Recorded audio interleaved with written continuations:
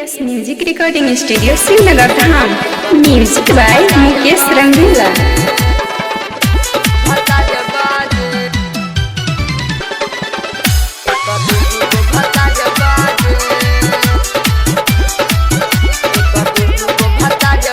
DJ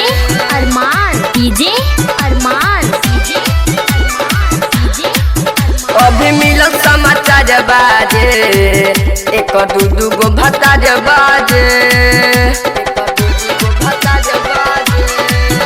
अभी मिलल समाचार बाजे एक दू गो भत्ता बाजे ठोके एक चक्कर में दबा एगो कैलस बियाह बाजे एगो अभिले कुंवर बाजे एक दू गो भत्ता बाजे अभी मिलल समाचार बाजे एक दू गो भत्ता बाजे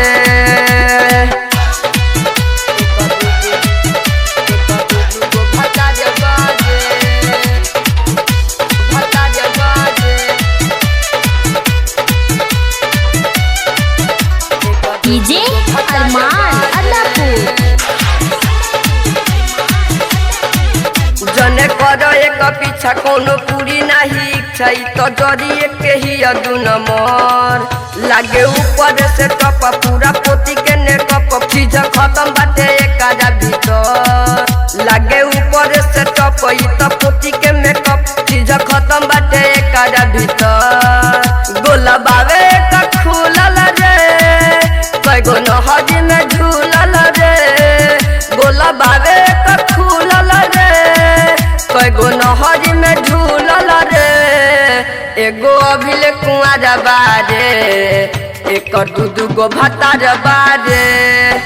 अभी मिलल समाचार बाजे एक दू गो भत्ता बाजे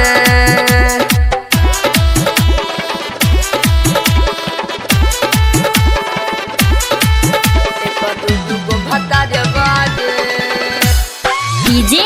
अरमान डीजे अरमान डीजे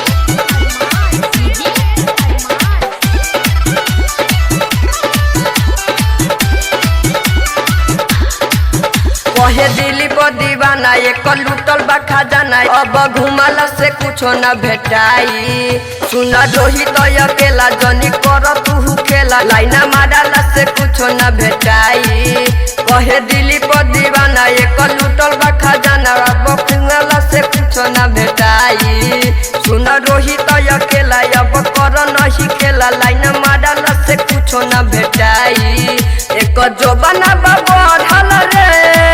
लागे बहुत बचरल रे भैले राजू भी परबारे एक दू गो भत्ता बारे